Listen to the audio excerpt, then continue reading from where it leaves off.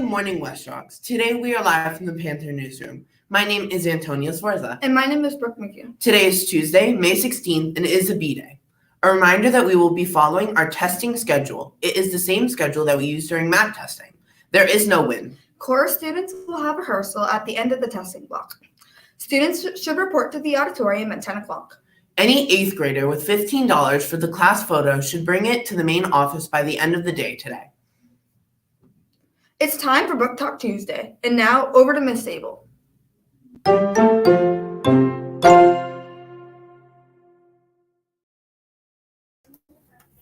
Good morning, everyone, and happy Book Talk Tuesday. I'm here with Tegan and Jack, and they have two great books based on historical fiction for you that they're going to talk about today.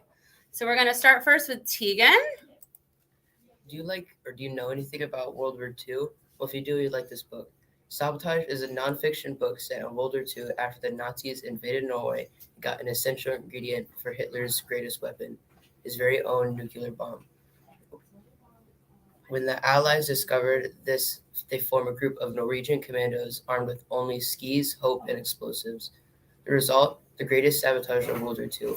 I like this book because it's great for people who like action, history, and science.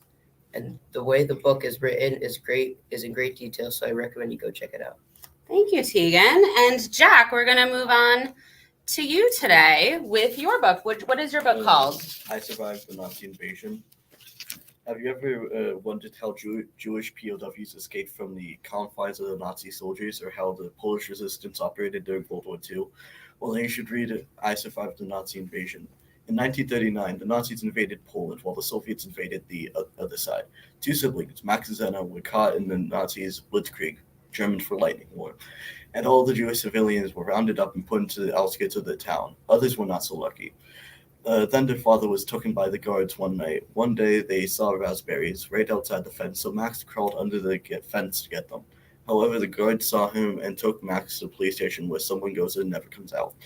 And his sister followed him. When the guard noticed and was distracted, Max tackled him, and the guard's weapon went off, shooting him in the leg. So Max and Zena ran to a wheat farm, and the farmer was willing to help them. And there were also 3 Polish resistance members, one of which was their Aunt Hannah, which they last saw when the Nazis invaded. I would tell you more, but this will be spoiling it. The reason I like this book is because it's a history buff / military, and I prefer to study World War II and Vietnam, and it's a graphic novel about World War II. So if you're studying the Polish Jewish refugees during the war, or just want a good story, I recommend this to you. Well, Max and Zena and Hannah escaped the grasp of the Nazis and become 3 of the 6 million war casualties of World War II. Okay, thank you, gentlemen. And for those of you with history insight, these are going to be some great books for you. So have a great day testing, and we'll see you next Tuesday. Today begins SBAC testing. Please make sure to charge your Chromebooks each night and eat breakfast before testing begins. Do your best. Now, over to Miss Amaral with a few testing reminders. Well, good morning, Panthers, and happy Tuesday. Just like our Angers just mentioned, today does start SBAC testing for all students, so grades 6th, 7th, and 8th grade.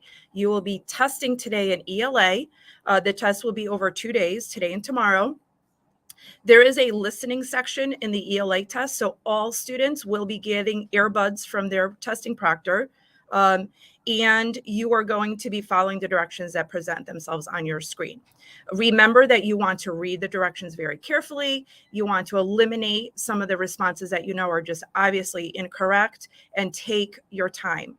We are testing for 2 days in ELA on purpose because we want you to be able to have time to read each of the passages, read the directions, and your teacher, your proctor, has been told that when you get to about halfway on the test today, that they're going to stop you. So we don't want you to rush. We want you to do your very best. This is a really great time for you to shine, to show us how much you have learned this year. A lot of the results that we use here determine some of your classes for next year, as well as some summer school decisions. So we want you to do your very best every day. With that, teachers, if there's any hiccup in the testing, if you're missing some materials, please remember that you're reaching out to your grade level counselor first. And if you don't get any response, then reach out to the main office. And then at 10 o'clock, we will make an announcement that the testing session is over. Students, I just have one quick announcement. I was just walking through the hallways this morning.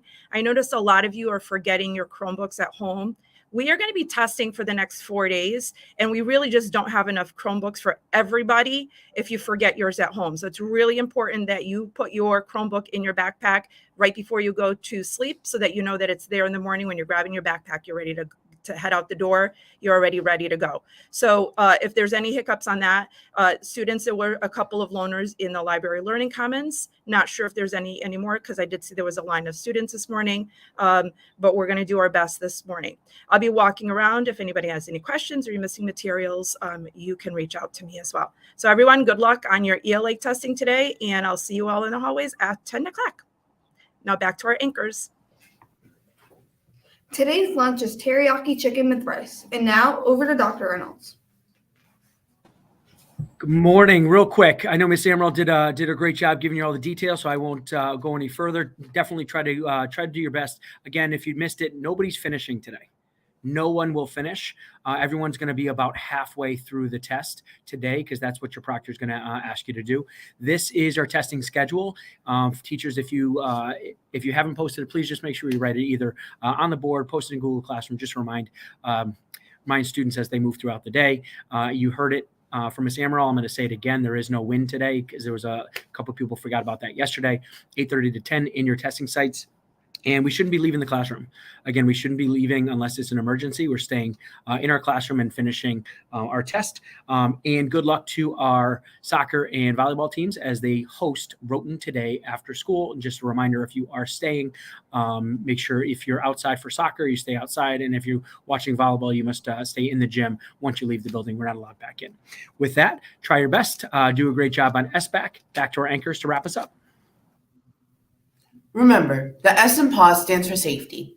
Keep yourself and your family safe each and every day. Have a testing Tuesday, everyone.